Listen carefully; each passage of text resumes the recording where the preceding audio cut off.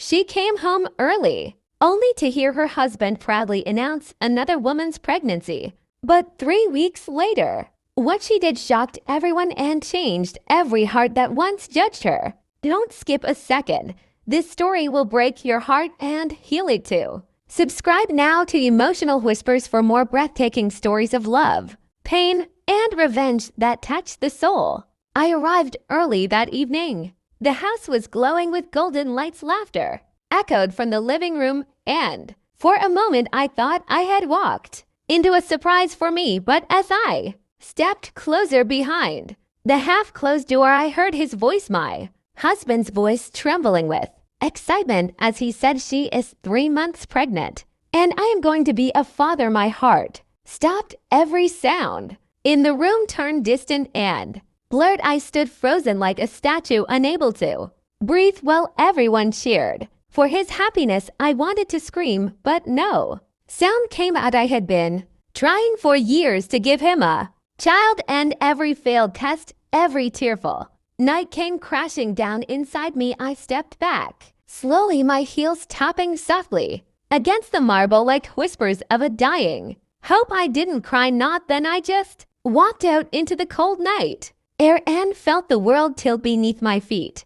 The wind cut through me, and I realized I had been living in a dream that had finally shattered. When I reached my car, my hands shook as I gripped the steering wheel. My reflection in the mirror was a stranger's face, pale, hollow, but alive. Something inside me had broken, but in the pieces I felt something new, a quiet fire. I drove without direction, ending up near the sea where the waves whispered secrets I couldn't yet understand. I watched the horizon blur with my tears, and for the first time I felt the weight of my silence. I went home when the house slept and packed a single bag. I left a note on his pillow, not of anger but of emptiness. 3 words: I am leaving. No goodbye, no name. I didn't go far. I rented a small room above an old bakery. The smell of bread in the mornings and the kindness of the old woman who owned it became my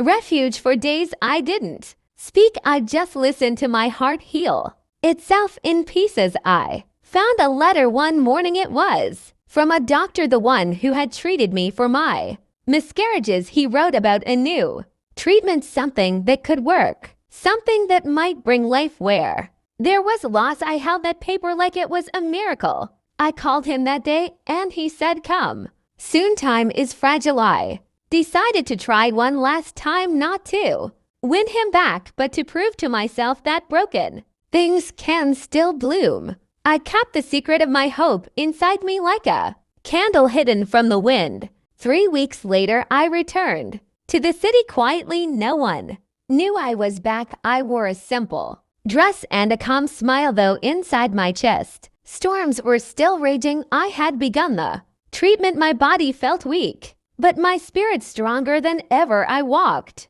past my old house, once saw him through the window laughing, holding her hand, the woman carrying his child, and I felt a strange calmness, not pain, not hate, just distance, like a door closing softly behind me. I turned away and decided to start new. I found work at a small art studio, painting memories into colors. Each stroke was a whisper of my soul. I painted a woman standing in the rain, holding sunlight in her palms, and people began to notice. They said my art felt alive. One evening, as I locked the studio door, I saw a familiar car stop near the sidewalk. It was him, his eyes hollow, his face older in weeks than years. He told me she lost the baby she left him, that everything had fallen apart. He looked at me as if searching for forgiveness, but I only smiled gently and said, "Sometimes loss is a mirror showing who we really are." He begged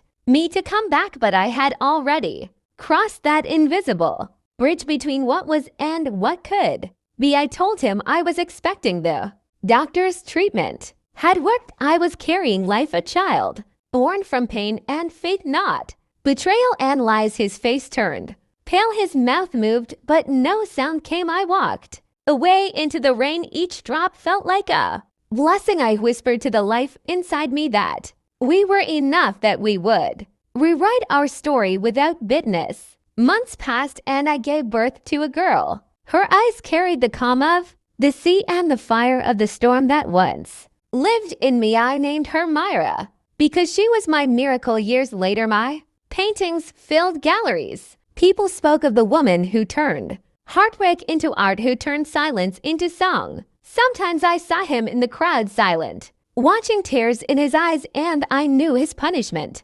wasn't mine to give. Life had already done it. I forgave him quietly in my heart, not for him but for me, because revenge isn't always destruction. Sometimes it's resurrection. It's standing tall in the ashes of what tried to break you and smiling because you survived, because you became something beautiful from something broken.